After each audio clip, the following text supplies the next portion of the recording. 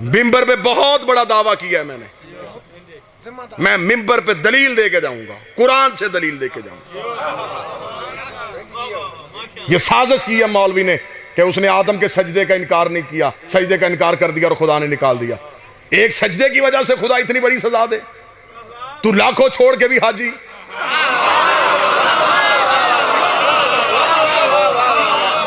صرف جی اس نے ایک سجدہ نہیں کیا اور خدا نے اٹھا کے بھگا دیا۔ نہ خان جی نہ، ظلم نہیں ہم ہونے دیں گے۔ سجدے کے پردے میں بات کوئی اور تھی، بس وہ بات آپ تک پہنچاؤں گا اور میں اجازت چاہوں گا۔ سجدے کے پیچھے کوئی بات چھپی، صرف ابلیس نے سجدے کا انکار نہیں کیا، اس کے پیچھے کوئی چھپا ہوا راز تھا۔ اتنی بڑی لڑائی ہو گئی اور آج تک وہ لڑائی چل رہی ہے اللہ کی اور شیطان کی۔ بھئی آج تک چل رہی ہے نا، رحمان اور شیطان کی لڑائی آج تک چل رہی۔ اتنی لمبی لڑائی کسی چھوٹی بات پہ نہیں ہوتی۔ اللہ اتنا بھی بے نیاز نہیں کہ آدم کے پیچھے اتنی بڑی لڑائی لے لیں۔ اللہ نے آدم کی وجہ سے اتنی بڑی لڑائی نہیں لی، اور قرآن سے پوچھتے ہیں کہ لڑائی کی وجہ کیا بنی تھی۔ خدا نے کہا فَإِذَا سَوَيْتُ وَنَفَخْتُ فِيهِ مِن رُوحِي فَأَقَعُوا لَهُ سَاجِدِينَ۔ اے ابلیس توجہ میری طرف کریں گے تو میں سرکار سنیں، وجہ بتاؤں لڑائی کی۔ اے ابلیس، جب میں آدم میں اپنی روح پھونکوں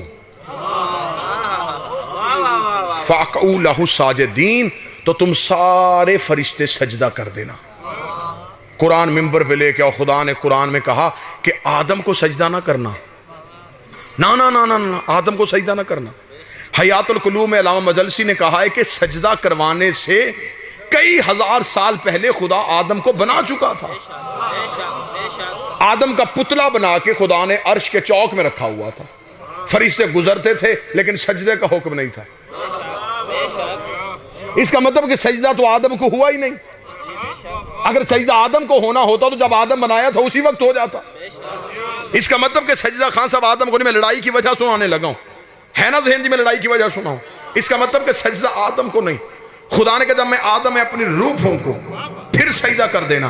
اس کا مطلب کہ سجدہ آدم کو نہیں، سجدہ روح کو ہوا تھا، انکار آدم کا نہیں، انکار روح کا ہونے کا۔ جب میں آدم میں اپنی روح پھونکوں تب سجدہ کر دینا۔ اس کا مطلب کہ سجدہ آدم کو نہیں، سجدہ اس روح کو ہوا تھا، انکار آدم کا نہیں، انکار اس روح کا ہوا تھا۔ قرآن ممبر پہ لے گیا، مولوی کا گریبان میرے ہاتھ میں دے، میں قرآن سے اسے نکال کے دکھاؤں۔ پہلے قرآن سے پوچھ یہ روح ہے کیا؟ آواز پروردگار ہے میرا حبیب تجھ سے پوچھے گا یہ روح کیا ہے؟ کہہ دینا وَقُلْ رُوحٌ مِّنْ أَمْرِ رَبِّي، تو فوراً کہہ دینا روح اللہ کا امر ہے، روح اللہ کا امر ہے۔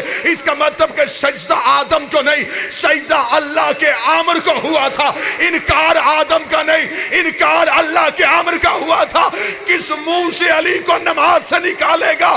وہ ایک امر کا انکار کر کے لعنتی بن گیا، تو پورے اولے الامر کا انکار کر رہا۔